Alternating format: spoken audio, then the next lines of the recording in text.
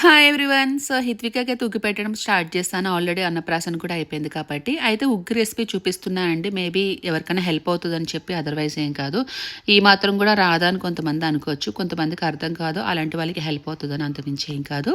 నేనైతే ఒక glass rice తీసుకున్నాను. కొంచెం కందిపప్పు తీసుకొని 2 కడిగేసి ఎండలో ఆరబెట్టుకున్నాక ఇట్లా డ్రై రోస్ట్ కింద చేసుకోవాలి. అంటే గోల్డెన్ కలర్ వచ్చే వరకు వేయించుకున్నాను. ఇందులో ఏంటంటే లైట్‌గా నేను వాము కూడా యాడ్ చేసి చల్లగా అయిపోయిన తర్వాత పౌడర్ కొట్టేసుకుంటాను.